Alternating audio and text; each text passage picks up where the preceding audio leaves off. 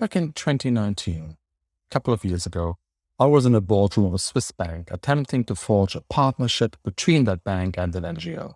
On behalf of the NGO, I basically pleaded to make the world a little better. Fast forward, recently in 2022, a mere 2 years later, I'm back in that same boardroom, but this time for the bank. Management of that bank has realized that well-intentioned social responsibility programs and philanthropic donations simply do not suffice. They now know that the next competitive edge is green, social, and sustainable, and that new business can only be secured by becoming what I call a net positive company. Another business I work with currently, a large automotive contractor, has come to a very similar conclusion. Focusing on sustainability and a circular economy is a single major competitive advantage in a hyper-competitive field. In less than 2 years, these business leaders I spoke with have shifted their attitudes towards, we should do more, to we will fail if we don't do more. That change is massive.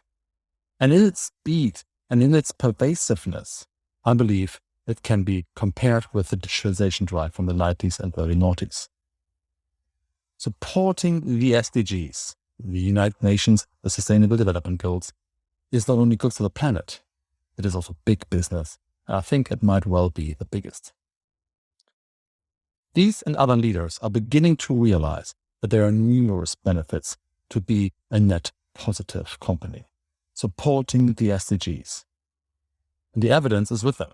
Counter studies, investor analysis, and other data show that meeting the SDGs, contributing to them, will create several trillion-dollar markets and create millions of jobs this decade. Since achieving these goals is the core societal concern of the current decade, and very likely the next as well, it therefore represents the most promising business opportunity of our time. Or, conversely, poses the largest threat to those businesses that refuse to address them and stand on the sidelines. Stories of companies who embrace and support the SDGs, outpacing and performing their competitors, are increasingly emerging. The aforementioned automotive supplier, for example, they managed to secure a large contract, lift hundreds of low-skilled laborers in the supply chain in developing countries out of poverty in the process. Doing good is now part of their doing business. They're now able to hire and retain better staff in Europe. They have less regulatory pressures, and they actually justify higher prices. Critically, their supply chain is more stable. And unlike many of their competitors, they can actually deliver goods on time. That bank I mentioned showed me firsthand recently how financial institutions have a huge role to play. The SDGs are a major differentiator in gaining new clients and doing good in the world. The financial markets agree as well. ESG funds have significantly outperformed any investment in 2020. And businesses who improve their operations along the SDG goals have fared far better in 2020, recovered faster, and grown stronger in 2021.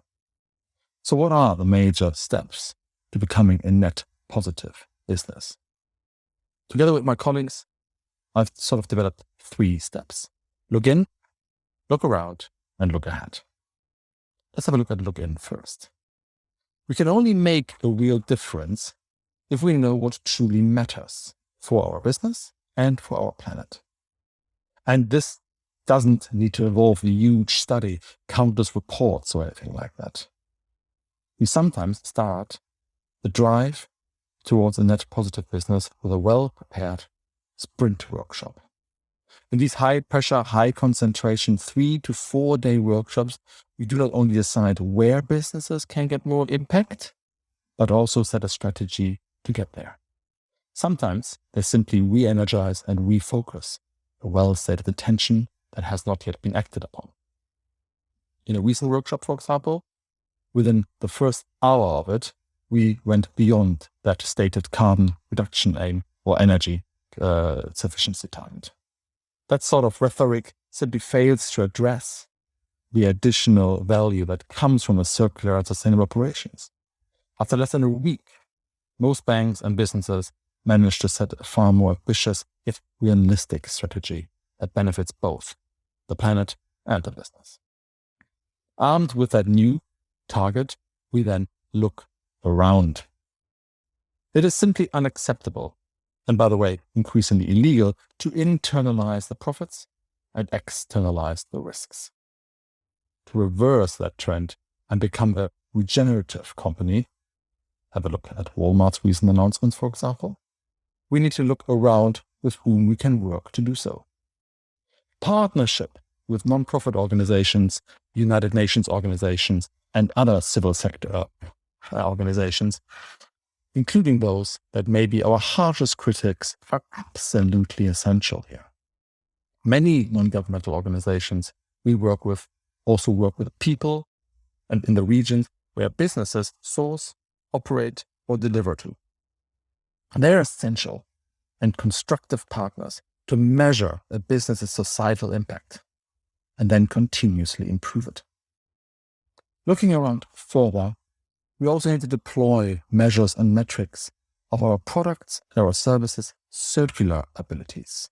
That is, our products and our services' ability to be completely regenerative. And finally, governments are another essential part. To not be chased and pressured by increasing, often punitive regulations, we need to work with rather than against regulators, speeding up the drive towards sustainability. Again, our experience shows that governments, NGOs, and our analysis partners are really, really helpful here. That gets us to the final one, looking ahead. Becoming net positive sounds like a lot of tough work, and it is. Internal resistance is sometimes substantial. Some changes are hard to make. Not all investors, staff, and suppliers will understand or support these changes. In the short term, it may cost more. But it's worthwhile bearing in mind that nothing easy has ever been game-changing or even worth doing. There is one major thing that makes all this a lot easier: purpose. Reconnecting to your business's purpose and adjusting the existing strategy to align with your sustainable values and your sustainability drive makes the journey to becoming a net positive business simply the next logical step. And often it is an inevitable one in our hyper-competitive world. The incentives and pressures for business leaders to act here are clear in their presence. But to truly have the success that benefits the planet, its people, and our business, one needs to move beyond the rhetoric and these well-intentioned initiatives. Businesses are simply vital in making the world a better place, and companies need to be net positive for all stakeholders, including the shareholders. In all my time over the last 15 to 20 years working in sustainability, development cooperation, humanitarian aid, or finance, I have never met a business leader who wants to do harm. All the leaders that I work with and I speak to every week want to make sure that the world is a better place exactly because their organization is in it, not despite it. And as we change our businesses to becoming net positive, we are finally connecting what we all want to connect: doing good and doing well.